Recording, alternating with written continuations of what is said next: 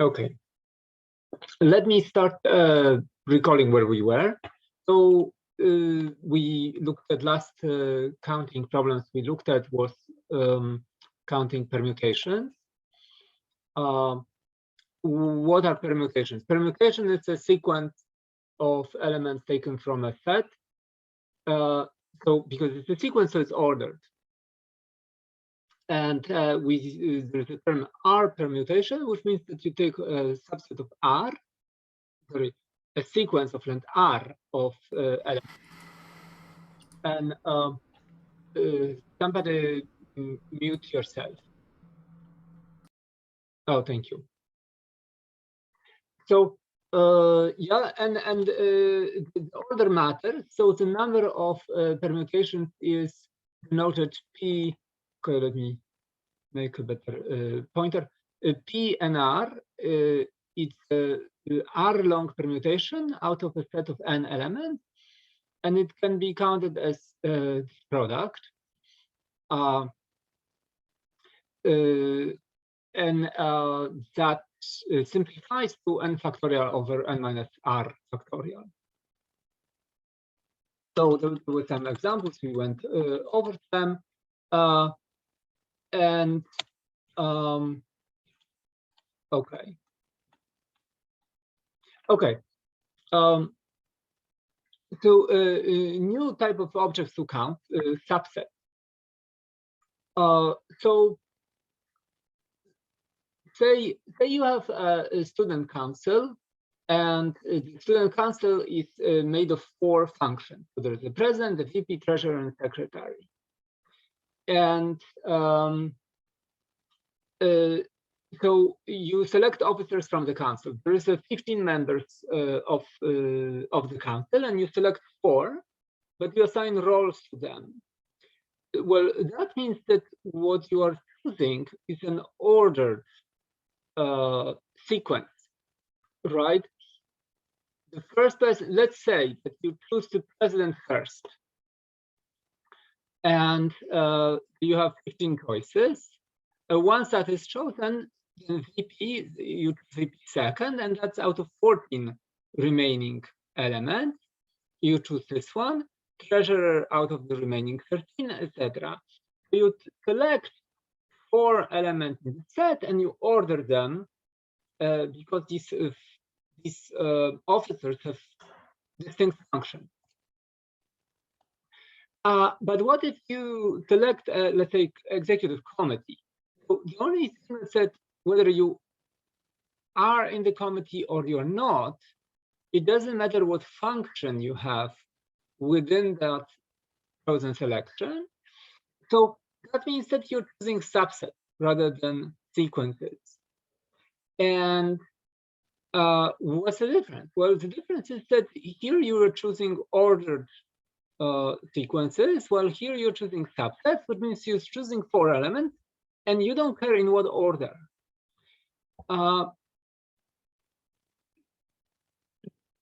Choosing or in an ordered fashion is, in a sense, easier because, okay, you know how many choices you have for the first all set.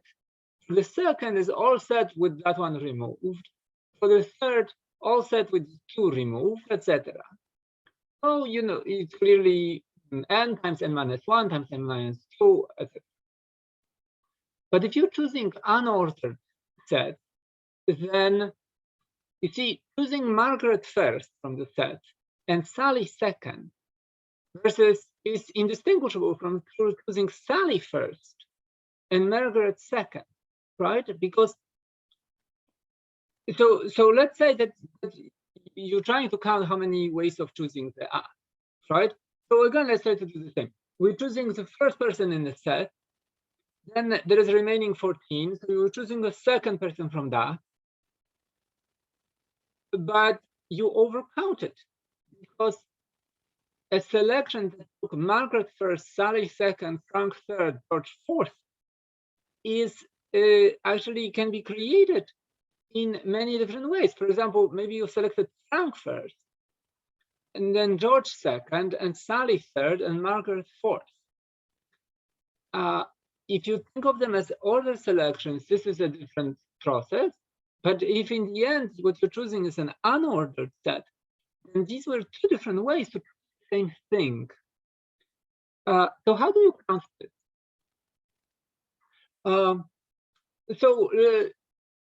Okay. For example, two permutations from a 3-element set. These are all possible permutations. Where for 2-element subset, there is, half of them, right? Because for each subset, there's two sequences. For this subset, there is ACCA, right? And for this is BC and TB. So clearly, 2-element subsets is, well, I can count them. I count two permutations. I only know how to do that. And how about slashing this in half? Just throw out the copies, which are reorderings of things that I already have seen. So this is actually gives you a way to count subsets.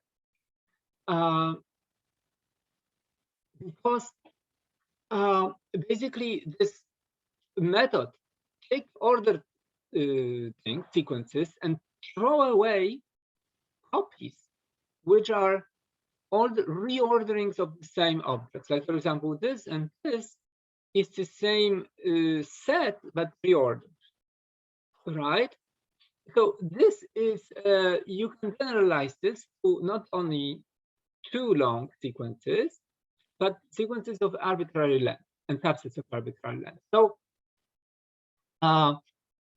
okay, let's first generalize from 2 to 3. So let's say I want to take a subset of 3 colors from this 5. I already know how to take 3-element sequences from this, right? Basically, that's what I call 3 permutations. Consider the following function between 3 permutations and 3 subsets. 3 subset is a subset of size 3 in a set S. Okay, it's my sort of notational shortcut. Instead of saying subset of size 3, I say 3 subsets. And the function is this. For every permutation, I assign to it a subset of element in that sequence. So for example, sequence blue, pink, green will be mapped to this subset, but also reordered, reordering of the sequence. For example, pink, blue, green, right? Pink, blue, green. It's the same. In general, this is a 3 factorial to 1 function, because any sequence, any ordering of the set is going to be mapped to the set by this function. This function will take any of these 6 sequences and produce this set. So now I can count a subset using, number 1, the ability to count 3 permutations and the K-to-1 rule. Because remember, K-to-1 rule, it was like this rule that I was saying, okay, for example, you can use it. If you can count shoes of children, you can count children, because there is a function that takes, it's a 2-to-1 function taking shoes to children. 2 different shoes will be mapped to the same child. Therefore, if you can count 2 shoes, then you can count 3 children. This number of children is just a set of shoes divided by 2. It is the same here. If we can count 3 permutations, then we'll be able to count 3-element subsets, because the set of 3-element permutations can be, the space, the domain of 3-element permutations can be mapped to the domain of 3-element subsets using a K-to-1 function for K equal 3 factorial. Okay, and yeah, so So here is this function, right? It can take all the 3 elements sequences within the set of colors and map them to 3 element subsets of the set of colors. And each group of 6 3 factorial will be mapped to the same set. These pre-images are the image value, so BGP, right, which is blue, green, pink, in arbitrary order, right? Blue, green, pink, blue, pink, green, green, blue, pink, etc. And so it follows from K-1 rule that you can count the cardinality of the set by taking the cardinality of this one and dividing it by 6 factorial, right? So that's a generalization. This is like the truth. This is the children. And in the choose children, this was a 2-1 function, whereas in the case of 3 element subsequences and 3 element subsets, this is a 3 factorial 2-1 function. Okay, so this you can generalize to any length subsequences, right? To any subsets of arbitrary size. I want to count subsets of set S, which has n elements, all subsets of size R. I don't know how to do it, but I do know how to count R permutations from the set S, right? That was a quantity denoted this way, and I knew how to compute it with n factorial divided by n minus r factorial. Now I notice, generalizing the slide from before, that there is a natural function that takes any r element sequence and output an r element set. It's a function that just loses ordering. It just ignores the ordering. That function is r factorial to 1. Why? Because every r element set, there is an r factorial way to order it. So this pre-image of every r element set, right? Cardinality of this pre-image is r factorial. Because if there is an r element here, then there is an r factorial way to order them. So in general, this is an r factorial 1 function, and therefore you have this relation between cardinality of the set of r-long permutations and the set of r-long subsets. They're related by using this formula, right? And so since I know how to count them, so that would be an r, or n factorial over n minus r factorial. Now I have to divide it by r factorial, which means this is the formula, the number of subsets. And that formula has a special symbol. It's like this, and it's red. This symbol is red n plus r.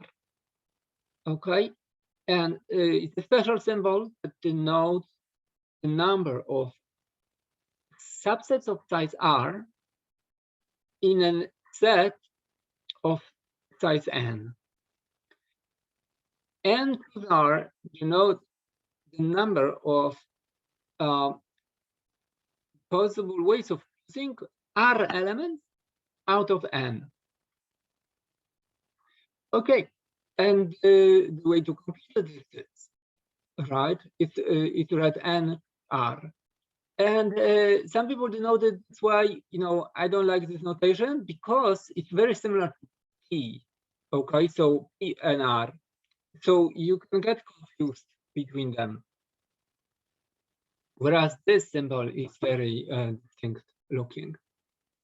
Okay, so let's see how many ways are there of choosing 2 elements out of the 6 element choice set, right? So it's 6 choose 2, which is 6 factorial over factorial times r factorial. So that's all the 1, 2, 3, 4, 5, 6 is going to cancel 2, 3, 4 with this. So only 5 and 6 remain, and you divide by 2, which is 2. So that's 15. Note that if you look at how many 6 to 4. In other words, how many 4-element sets of 6 elements there are. Then actually you get this equivalent expression, right? Simply r and n minus 1 switched place, right? In this case, r was 2 and n minus r was 4. In here, r is 4 and n minus r is 2. Let's see if the formula works. For how many ways are there choosing subset of size 500 out of a set of size 500? Well, this should be 1, right? There's only one way. You have to choose all of them. And indeed, this is 500 over 500 factorial. This is 0 factorial, which is defined to be 1. So these two elements cancel, and you have a 1. What about choosing a singleton subset out of 500 element set? It should be 500 ways, right? There's 500 singletons. And indeed, this is 500 factorial divided over n minus r, in this case is 499, times 1 factorial. So this and that cancels almost everything except of the last value in this factorial, which is 500, right? So that remains. So we observed that these two things are equal. Okay, but that's always the case. Here is the general rule. If you n choose r is the same as n minus r. Here is one way to check, right? Just create a formula for this and observe that, well, here you have n factorial divided by n minus r factorial times n minus r. But n minus r is the same as r. So these two things are equal. But also, they have to be equal because they count the same thing, really. So if, let's say so what is n plus r? It's a way to count how many subsets of r elements there are in a set of n elements. And what about n choose n minus r? Well, that's a way to count sets of size n minus r in a set of size n. But here is a natural way to a bijection that maps r element subsets to n minus r element subsets. And this bijection will show that the number of subsets and the number of subsets might be the same because there is a bijection between them. What is that natural bijection?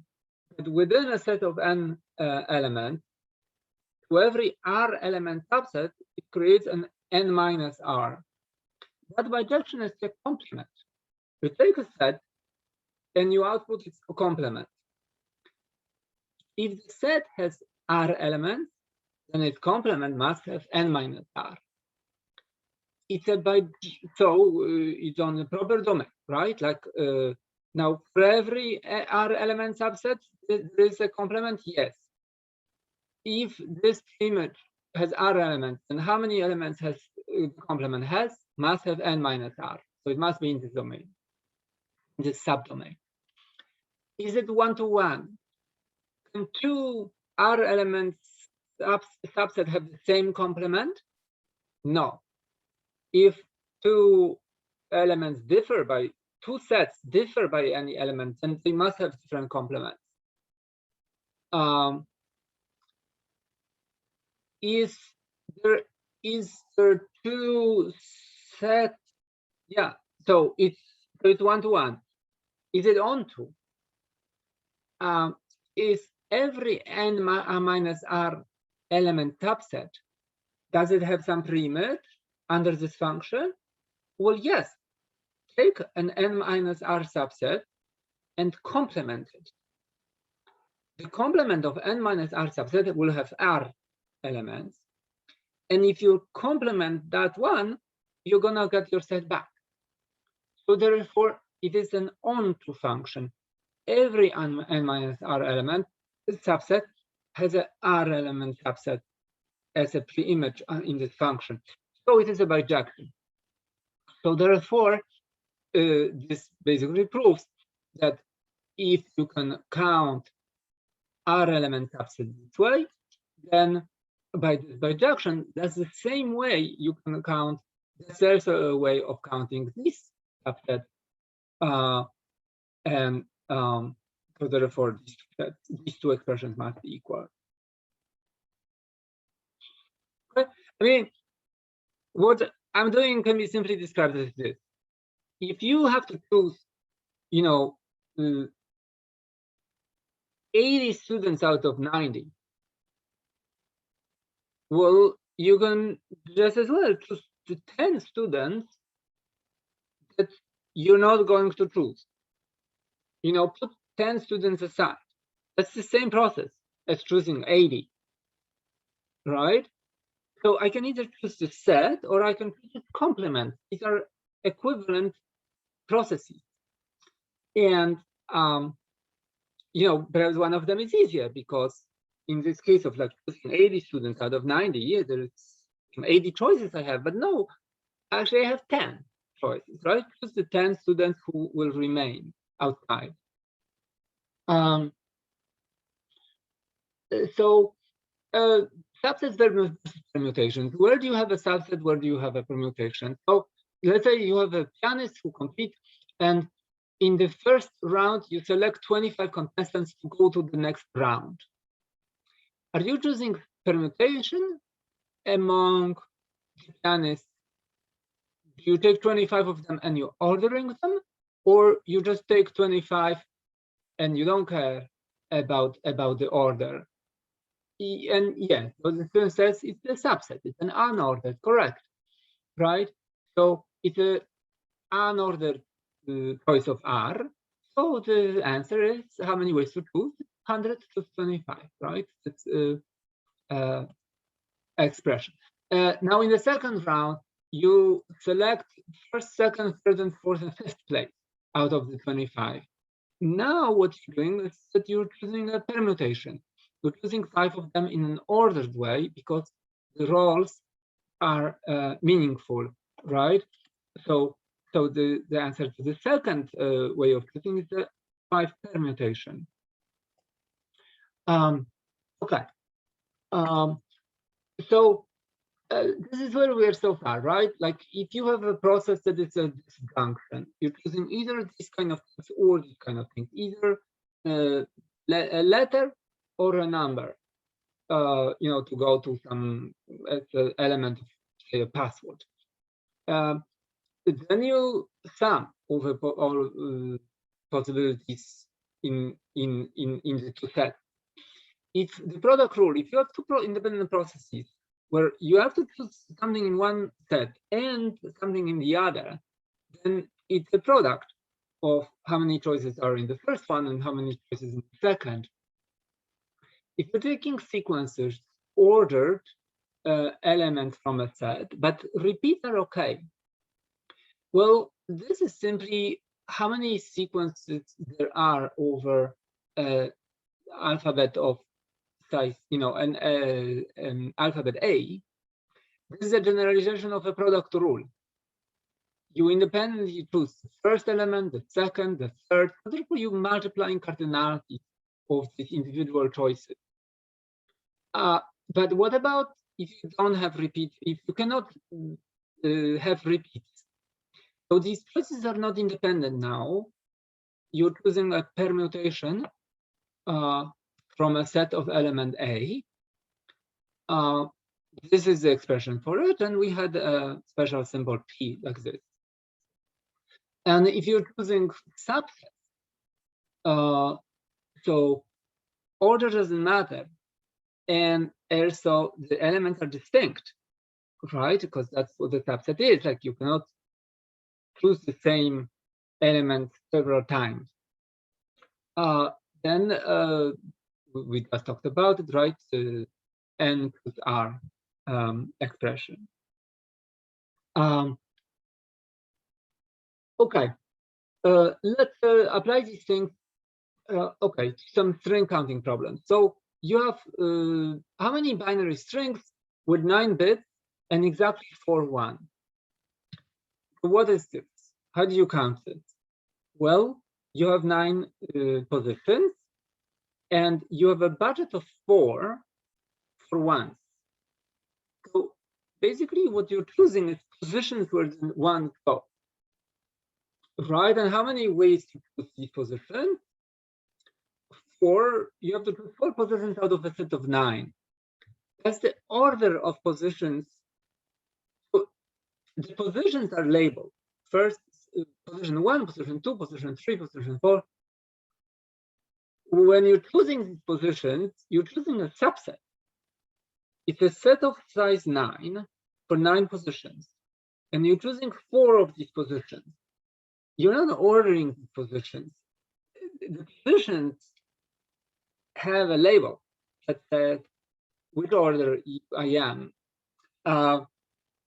So it's 9 plus 4. Okay, because you're choosing 4 positions out of a set of 9. You can try to count it in a different way. You have to come up with this in the end. Okay, you have to come up with an equivalent expression.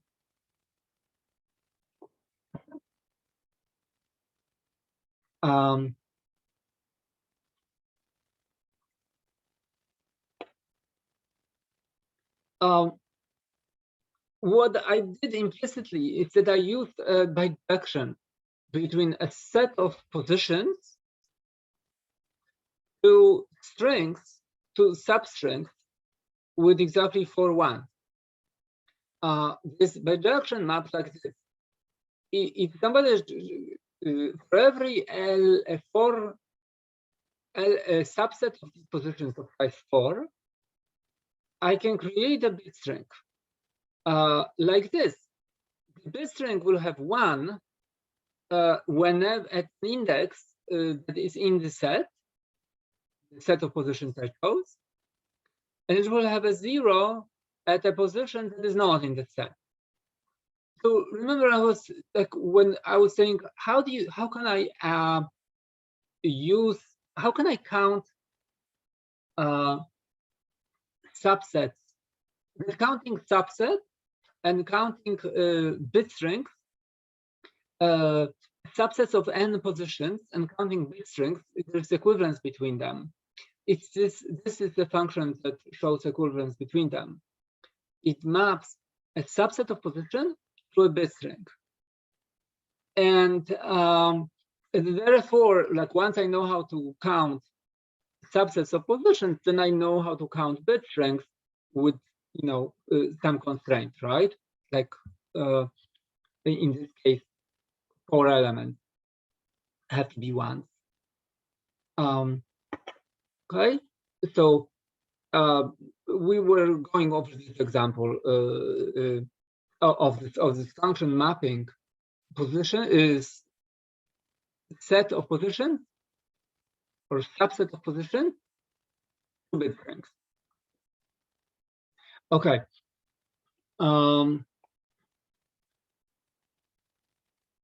So let's say I have a decimal alphabet, right?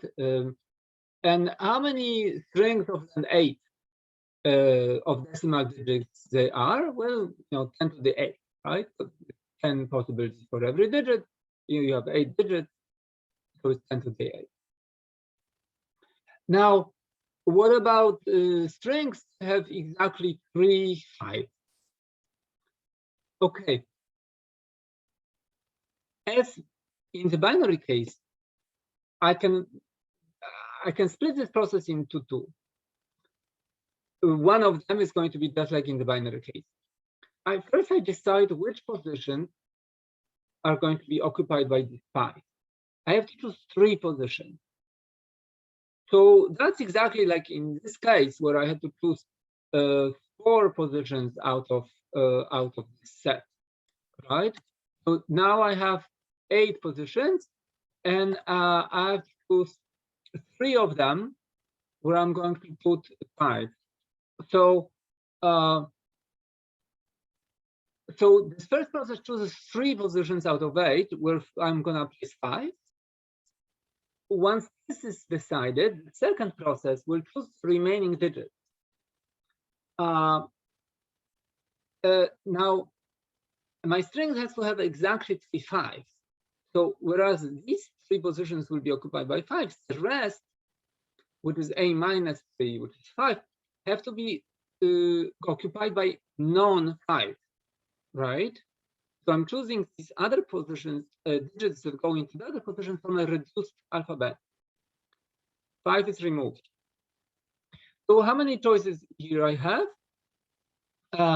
8 choose 3. And how many ways to choose these from this remaining alphabet, these remaining digits? It's unconstrained, right? I'm making 5 choices over this alphabet that has 9 elements. So it's 9 to the 5. Each choice is 9, and there's 5 choices. All right, so I just multiply. And then, because it's a product rule, because you deconstructed, if you will, the process of choosing the string into 2 separate parts.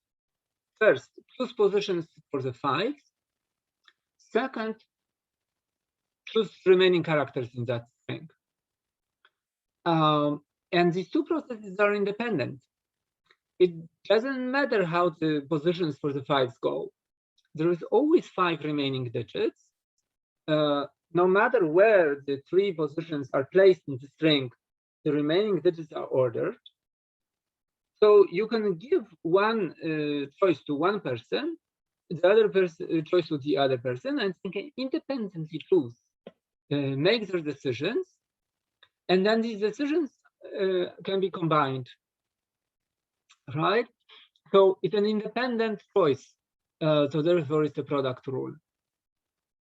So this is how many such strings there have to be. Do you have questions on, this? Just speak up.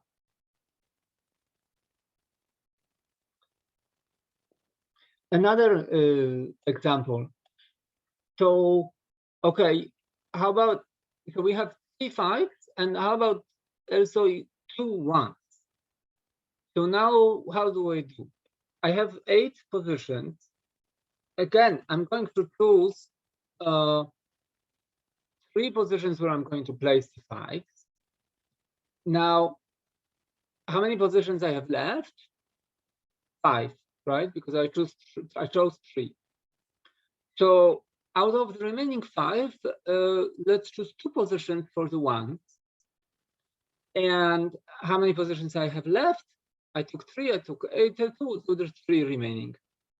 And what's the alphabet now? Well, it's the starting alphabet, but with both 5 and 1 removed, right? Because if I choose any of the remaining digits to be either 5, then instead of 3 5s, I will have 4. And the same with 1, right? Instead of 2 1s, I will have 3. But these processes are again independent and can be given to 3 separate people. And they can be combined, because if you have 8 positions, then we can set it like this. The first person who chooses this 3 out of 8 makes the choice, right? Now, the second person chooses out of 5. Now, how are their choices combined? Well, we can say like this. If this person chooses the 3, then the remaining positions have there's 5 and they're ordered.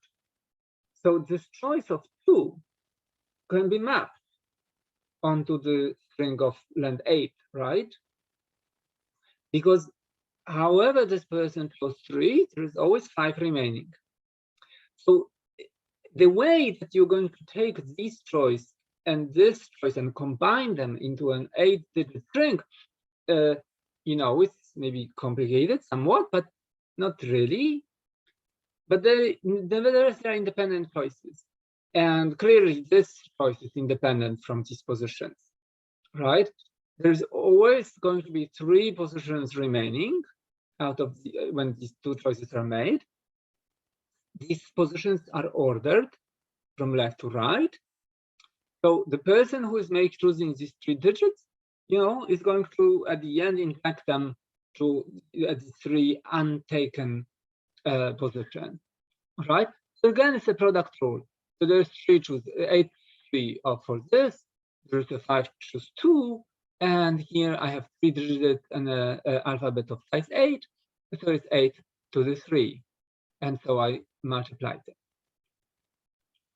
them. You have to convince yourself like how to split this into choices that are independent. And they're independent only if you think about them, properly, right? Because this first person, if they take the first 3 positions, then the fact that the next guy chose the first 2, so he effectively placed the ones into position 4 and 5. If let's say the second guy also chooses first and second position, but this guy chooses the 3 positions into 8 were the last, not the first 3, but the last 3. So this choice of 1 and 2 will effectively place first and second position in this 8-digit string. So in that sense, these 2 choices are, but they're independent choices which are combined. You have to see that any choice of these and any choice of these can be combined together, and there is no collision in this combining process. So there is no possibility that 2 different choices here will be mapped into the same string. So this is a sort of a non-colliding process, but also and also that every string with this constraint can be chosen in this way,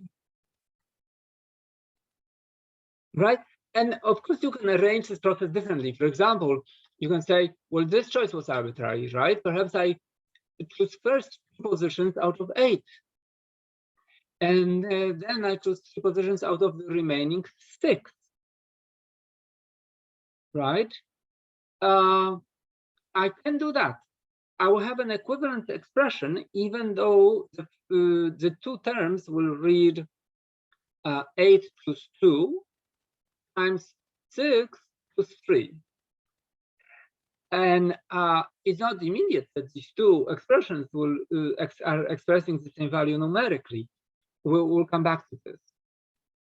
Because there is actually a way to see that expressions, series of expressions like this, they must have the same numerical value. Okay. We'll come back to this. How many ways are there to distribute 10 identical prices to 275 people? If there is at most 1 price per person. Okay, so the people out there, let's say students, are all different, but prices are identical. There is no difference between first or second price. So what is this process? It's and 1 person cannot take 2 prizes, right? So what am I have 3 people to whom I'm gonna give a prize. Sorry, 10 people to whom I'm gonna give a prize. I'm just choosing a set of 10 out of the set of 275. Right? So if you see this as a choice that is choosing people, right, that are going to be given a prize, then you see, oh, okay, I'm choosing a subset of size 10 out of a set of size 275. So 275 10 is my number of choices. What if the prices are different? Okay, well, so that means that I'm not choosing just a set of 10, I'm choosing a sequence of 10, because I'm choosing 10 and then I give different prices to them. That's equivalent to reordering them, where the first person goes and takes the first price, the second price, etc. So, so it's this permutation. And note that these two are related by the following formula, because I can also equivalently first of choosing the set of 10 and then multiplying the number of sets of 10 by how many ways there are to order the chosen elements. And there is n factorial. Indeed, we defined this quantity as this one divided by n factorial. So it's no wonder that the two are the same. So we answered these two questions. Now, how about if you remove the restriction? How many prices go to one person? So you can give the same price. You can give all prices to the same people. And yes, a student said it is 275 to the 10, right? Because every string over this alphabet of 225 is okay, even if you're choosing the same person over and over for all 10, right? So this answer is in 75 to the 10. Okay. Okay, so we have this. Okay, you know, a recap of the counting methods. Let's look at a specific, a good testing ground for all these counting rules. So hold on a second. What would it be if identical prices with no restriction? Okay. Yes. Yeah. Okay. We're gonna come to this. If identical prices.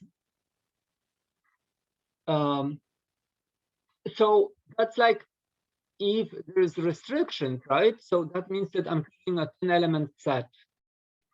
If there is no restrictions, then this means basically that I can, it's called a multi-set. I can choose quote unquote set where it's not just whether I choose a student or not, it's how many times I choose that student. So let's say the students are A to Z, okay, there's 26 students. And if I'm choosing 10 of them, then it's just a subset of the set of A, B, C, D, Z letters. Choosing multi-set is like choosing, okay, I'm choosing letter A twice. So I'm going to have A. And then I'm choosing letter D once. And let's say the next letter I choose is F, but 3 times. There is a name for this object, and it's called multi-set. And that's what you would be counting. If you wanted to count how many ways there are to give 10 identical prizes to 75 people without restriction. So somebody can get 3 prizes. Okay. We'll come back to this kind of counting problems again come out quite naturally, but we'll get to them later because it's not immediate how to count them. Let's here is a good testing ground for testing how to count things. It's a game of poker. You have a standard deck of 10 cards. It has 52 cards. The cards are arranged like this. Every card has a rank and a suit. There's 4 suits: the diamonds, hearts, clubs, and spades, and 13 ranks from ace these are numbers from 2 to 10, Jack, Queen, and King. And so each card has a rank and a suit, like for example, 8 of diamonds or Queen of, 8 of, diamonds or Queen of clubs. And every rank suit combination is possible. So you have 4 sets of 14 cards, 52. So that's why there's 52 cards in a standard deck. In a poker, what you get is you're dealt a hand, what's called a hand. These are 5 cards. In other games, there's a you're not given 5 cards, you're given 3 or you're given 7, right? So that's always called a hand. But in a poker, you have 5-card hand. So it's a subset of all 52 cards. And it's a subset, order doesn't matter, right? Every player can rearrange their cards however they want. So how many different hands can you, 5-card hands can you get? It's because it's an unordered, so it's just plus 5, right? So if you're counting cards in poker, no, that's the domain of choices of a hand. If you are the first one to be, that you can be dealt with. So how many cards? 5-card hands have exactly 3 clubs. Okay. So you're choosing 5 cards, and you have to choose 3 of them have to be clubs. So let's count it separately, right? Basically, let's pick the club cards first. There's 3 of them, and they're effectively chosen from a 13-element set because there's only 13 club cards. The remaining 2, what you know is that they're not clubs. So they are chosen from the 3 remaining suits. So it's 52 minus 13, right? Or 3 times 13, to say. And these 2 processes are independent, right? Somebody can choose the 3 club cards, and somebody else can choose 2 cards out of the remaining 3 suits. So this is into 3. This is 39 plus 2, and you just multiply them because they're independent. Okay. What about, so here is a poker figure, it's called 3 of a kind. It means that 3 of a kind is the type of figure where there's three cards of the same rank. And the other 2 cards have to have a different rank from the 3. And also they have to have different ranks from each other. Because a poker figure where you take 3 of the same kind and 2, it has a different name. It's a special figure that is more valued than just having a 3 of a kind. Okay. And likewise, if the 4th element is the same as the 3, it's not called 3 of a kind, it's called 4. Okay. So how can you disassemble these choices? Well, maybe like this.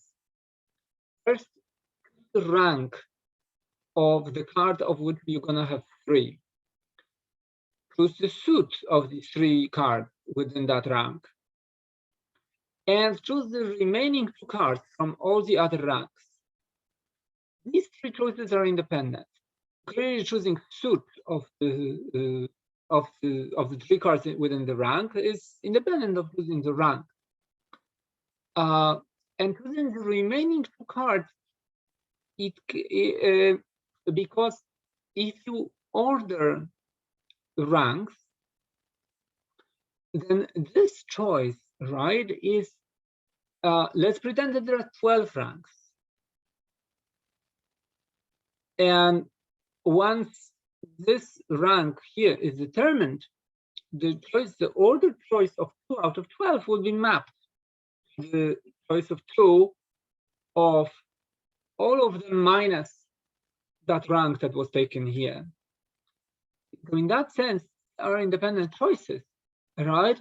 And how many choices do we have? Well, this is choosing rank out of 13. It's 13 plus 1 or 13. Choosing 3 choose out of 4 is this, but that's actually the same as choosing one that you know, the one that is left out. So 4 plus 1, which is 4. And choosing the remaining 2 cards, well, there's 12 ranks times 4, because there's 4 cards of every rank. And you have to choose them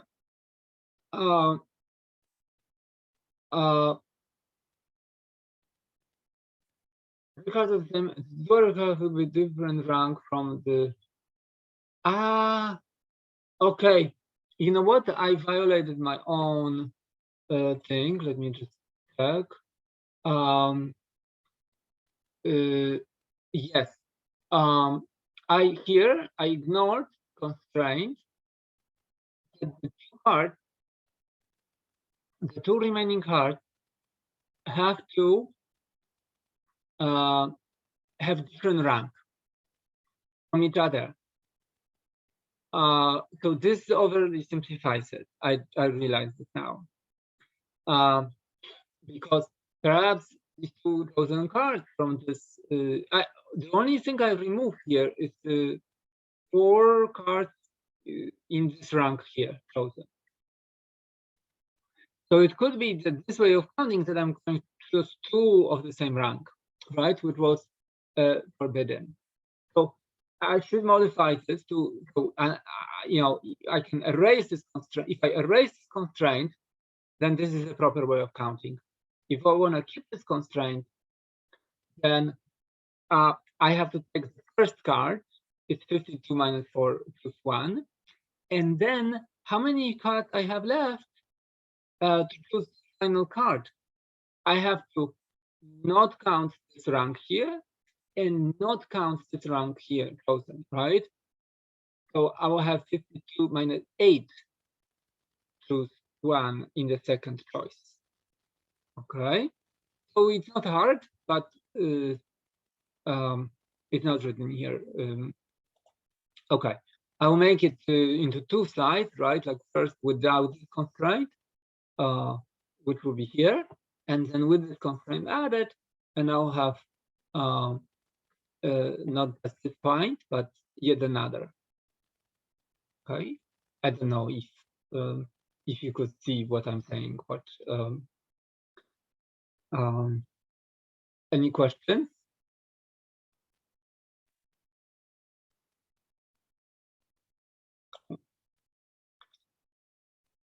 Okay, so here is my counting. Now, so what about this constraint? So this is a little harder constraint to get. There is a figure in poker called 2 pairs. Pair is cards of the same rank with different suits. And the fifth card has to be different from either of the 2, because if it is the same as any of these, it's not called 2 pairs, it's called 2 and 3. Which I forgot, that poker figure is not called 2 and 3, it's called something, but I forgot what's the name. So here is how we can disassemble this process. Choose the rank of the 2 pairs.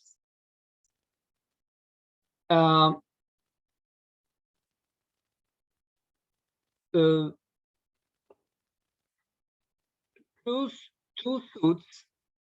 And now, okay, the 5th card is easy. You'd have to take out all the cards from these 2,000 ranks.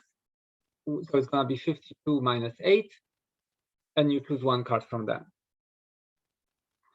The 2 suits, the 2 ranks that goes for your 2 pairs. Okay, well, you have to choose 2 suits for the first rank and 2 suits for the second rank.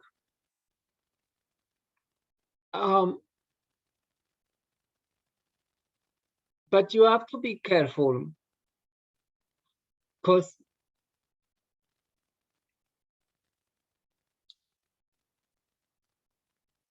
there's two. If you're choosing two ranks, let's say that you have two choices. One is kings and queens, and the other choice is queens and kings.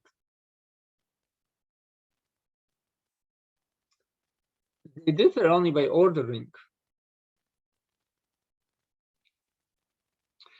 So clearly that would be overcounting, right? Because I have 5-card hands with the two, which are called two pairs. So I have two kings and two queens.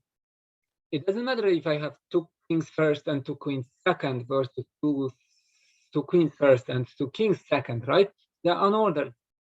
So I would overcount them if I chose this way. So I have to choose them in an unordered way. I'm choosing kings and queens, and it's an unordered 2 ranks out of a set of 13 ranks. But if those ranks that I chose are unordered, then which rank 2 suits am I choosing here? And which 2 suits for which of these 2 ranks am I choosing here? Because if I treat my 2 ranks as unordered, then how do I map a selection of 2 suits and this selection of 2 suits into, was this one choosing the queens and this one choosing the kings, or vice versa? Well, I can disambiguate it by the following rule. The first process here chose the lower ranked out of these 2, chose suits of the lower ranked of these 2. So I chose this in an unordered way, but these are 2 different ranks. One of them is lower than the other. So let this process choose the suits of the lower ranked of this 2, and this process choose the suit of the higher ranked. Now you're fine, right? You chose unordered, but this the choosing the suits here is well defined, and choosing the suits here is well defined. So there's 13 to 2 of the 2 ranks, 4 to 2 of the suits in a lower rank of the chosen pair, and 4 to 2 of the higher rank suits, and the remaining cards is 58 minus 8, and you choose just 1 card. Okay? So it's right here you can get lost. So the easy mistake is to think of this choice as ordered, because otherwise, for example, it's hard to think like whose suits are you choosing here, and whose suits are you choosing here if you chose an unordered pair of ranks.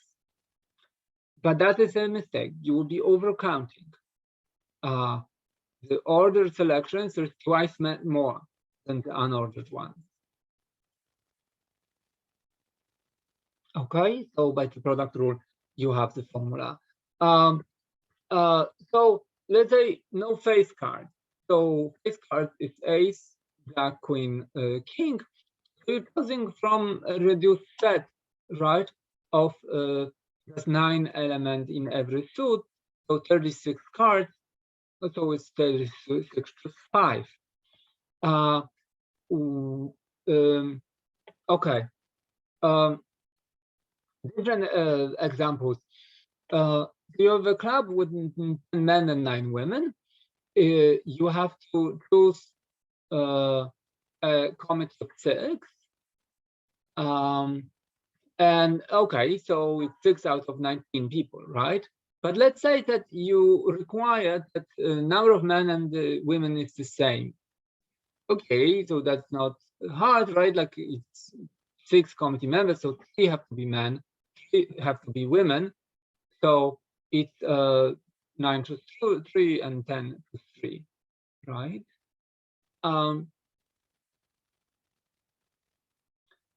Okay. Here's a nice trick, counting by complement. Sometimes counting the complement of the set is much easier than counting the set itself. And once you know what the universe is, and you can count the complement, then you can count the set itself. So how many 5-card hands have exactly one club? Okay, so you're choosing a poker hand. How many have exactly one club? Okay, use product rule. Choose the rank for the club card and choose the remaining 4 cards from the other ranks, from the other suits. Yes, so it's 13 choices of the club card, and sorry, this should be suits. You remove all the clubs, you get 39 cards, and you're choosing 4 out of them. Okay, so the total is the product rule. Now, what if somebody says, I want at least one club? Well, that's not so easy to count because, well, I can count all the cards that have one club. Maybe I can count separately all the clubs that have exactly 2 clubs, right? So first I would choose the 2 cards that are clubs, and then 3 cards from the remaining set, and so forth and so forth, right? And I just add them because it's a disjoint set of choices. I either have 1 club, or I have 2, or I have 3, or 4, or 5, right? There is no intersection between the sets. But this is a little onerous process. There's a faster way, sorry, this should be showing on top to show the complement. So this is, if I have a universe of S items, namely all 5-card hands, for example, and I remove the complement of the set I'm choosing. So this bar should be on top. Namely, I pick out all the 5-card hands that have no clubs. Then I'm going to get the set I want to count, which is 5-card hands that have some clubs, right? Because clearly the set of 5-card hands with no clubs and the set of 5-card hands with some clubs are complements. And computing this complement is much simpler, because what is the cardinality of a set of 5-card hands with no clubs? You're just choosing them from 3 remaining suits, right? From a reduced deck that has only 39 cards, right? So you're choosing all 5-card hands minus 5-card hands with no clubs. There's 55 of these and 39 5 of these, right? The reduced set deck of just 3, all the cards with the 3 remaining suits, right? No clubs. So this expression will be the same numerically as if you sum expressions of this type, but that's generalized to each of these cases. And why are they equivalent? It might not be apparent. They have to be, but clearly this process is much faster. So how many length 8 strings over this alphabet have at least 1 A? Well, again, I can count strings with 1 A because there's length 8.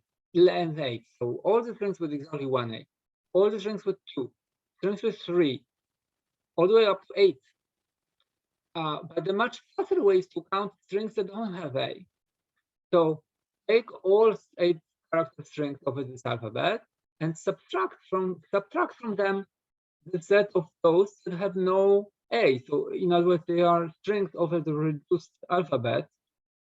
That's B and C. There is how many of them here? It's 3 to the 8, right? And the reduced element alphabet is just 2 to the 8, and that's it.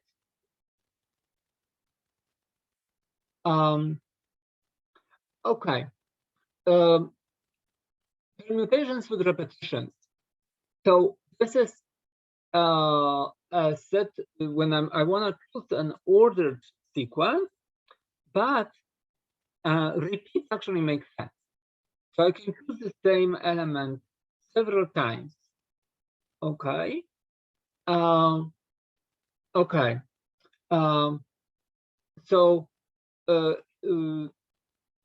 I want to take an ordered sequence, and I will have in between these two constraints, I will have limited amount of repeats allowed. Here is the notion of what it means repeated. So, okay. For example, if I want to count how many ways there are to permute this word, there's 6, right? Because there's 3 factorial way of permuting. How about ways to permute this word? There's only 3 ways. Okay, so intuitively there's all permutations, but then just because there were 2 repeat letters, so the internal orders between these letters didn't matter. So that can give us, and this is a case of ordering with repeats, right? So I have an ordered thing, but I repeat twice.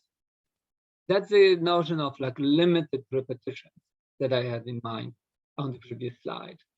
So here is how many ways to reorder Mississippi. Okay.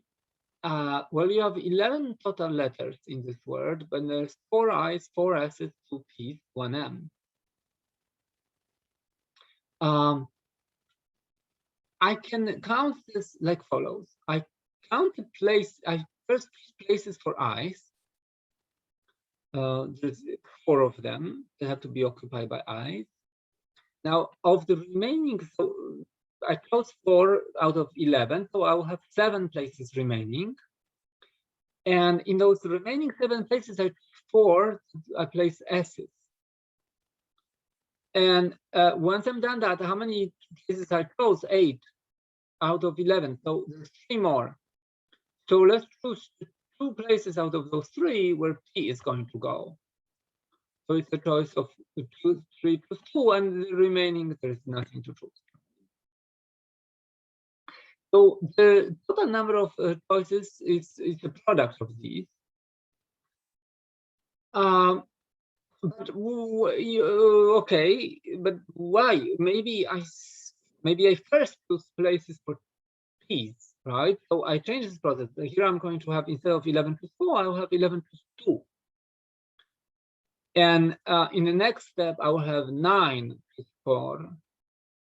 And in the next step, I will have 2 plus, now I will take 6 places, right? So I have 5 repeats. So I have 5 to 4 for I. How come all these ways give me the same numerical value? They should. It shouldn't matter which of letters are positions of which of these letters are you choosing first. So if you disentangle this, so this is 11 to 4, and this is 7 to 4, and this is 3 to 4. Observe, this is the same as this, right? 11 factorial over 4 factorial, and then a difference factorial. And this is 7 factorial times 4 factorial divided by 4 factorial, and in the denominator there is a difference between them factorial. Now observe, this and that cancels out, and this and that cancels out. So what you get in the end is 11 factorial divided by this product of factorials. Now 11 is the number of letters. 442 is the number of these repeated characters. And that's not coincidence. Regardless of how you structure the choice, whether you start with 4 I's, then 4 S's, then 2 P's, or maybe if you first choose the M position, and then, whichever of this, whichever, you always end up with this expression once you cancel terms. So the general, this in fact is the general procedure. If you have n places and you choosing a string of n, and you have the exact budget for how many certain characters you have to place in that string, that there is R1 copies of the first character, the second R2 copies of the second, and so forth. And you have k characters, and each of them have an assigned multiplicity. And all you choosing is the positions where these where all these characters go. But it's like as if you played the game of Scrabble, and you had 5 letters A and 2 letters B, and then 5 letters C, and etc. So for every letter you have some exact number of budget, and now place them in order, right? The multiplicities of every character are fixed. All you're choosing is the ordering.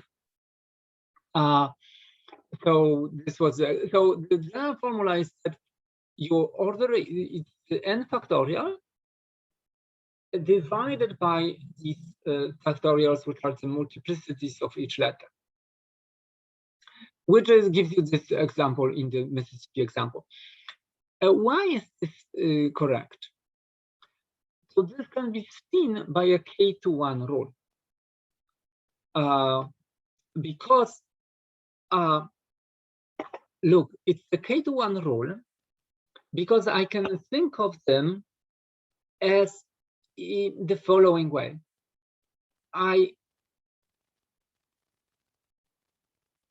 Let's consider the Scrabble example, where every letter you had a budget of R1 of the first letter, R2 copies of the second letter, etc. Let's mark every copy of a letter using special mark, so that now they became distinct. How many letters do you have in total? N. And now they're all distinct.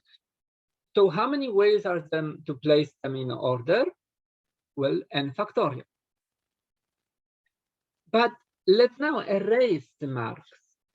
So let's stop pretending that all R1 copies of the same letter were different. Let's erase the special marks on them, so they're all actually the same. This is a natural function that takes a permutation on all letters and spits out a permutation which repeats by erasing the internal order of all R1 copies of C1. And if you erase this order, then that fact is like a K-to-1 function where K is R1 factorial, because if there were R1 copies of the first letter, then by erasing the internal order of these letters, how many assignments did you put in the same bucket? R1 factorial. All the ways that these R1 letters could be internally arranged, they all became one.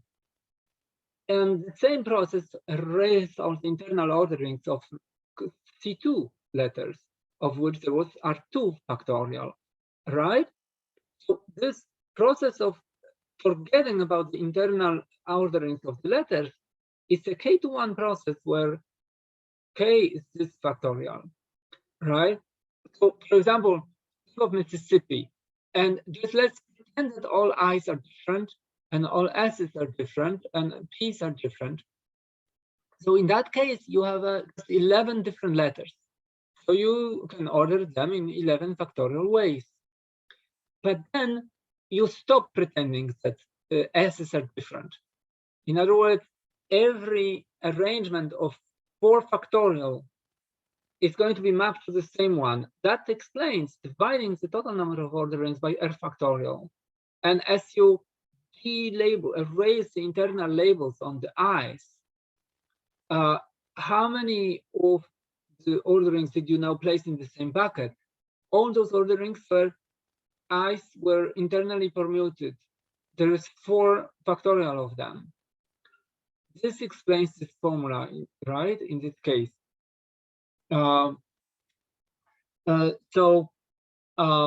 Okay.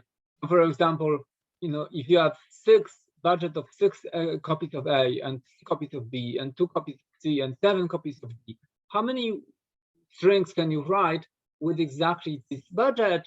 It's 18 factorial of for all of them, but then you divide by the factorials of these internal orderings that you have to lose. So therefore, this is the total formula, right? So choose the permuting the 18 elements as if all those letters were different, and now lose the internal ordering of the 6A. That's like dividing the total orderings by 6 factorial, and then lose the internal orderings of the 3Bs. That's dividing by 3 factorial, etc.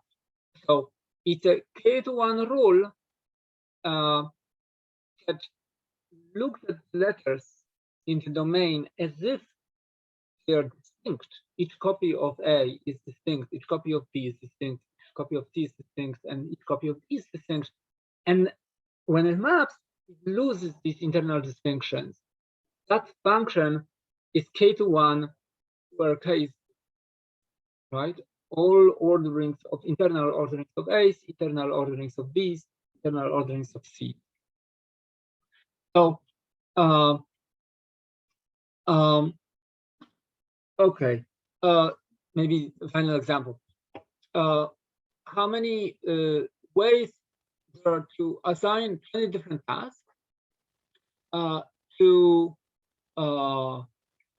5 students, such that each student has the same number of tasks. Okay, so each student has 4 tasks, right? And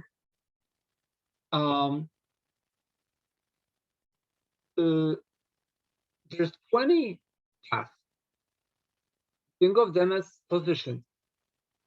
And you have 20 letters, 4 copies of letter A for the student A, 4 copies of letter B for student B, etc. And you have to place these letters in a string of 20, right? You have to just order these letters. That would be the assignment of 20 tasks to 5 students. Okay, because every student has to get the same number of tasks, so therefore you know that there's 4 tasks that every student will get. So therefore there's 4 letters, A for student A, B for student B, etc. So the assignment, right, is a 20-character string, where if I'm placing a letter designated to which designates a student at ith position, that means that the ith top goes to that student, right? And the answer is, well, how many ways are there to order these letters? It's 20 factorial divided by 4 factorial times 4 factorial times 4 factorial, this. Okay.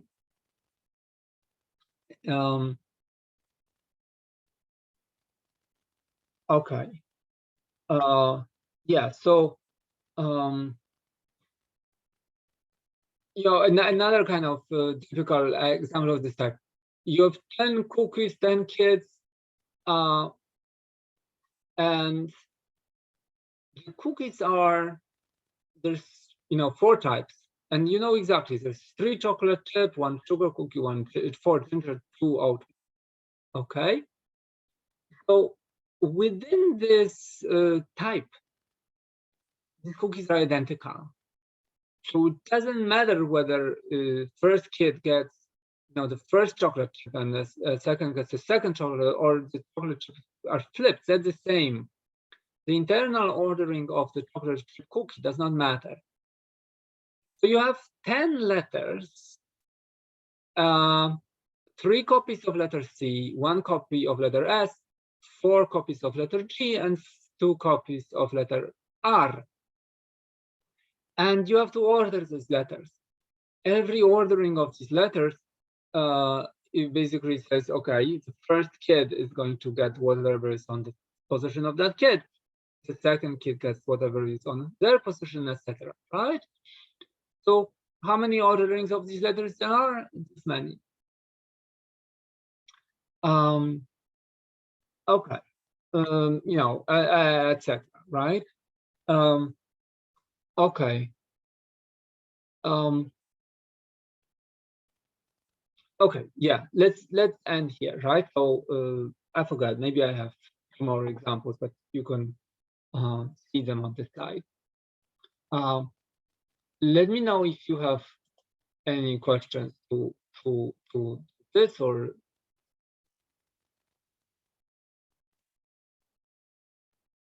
I'll stop recording.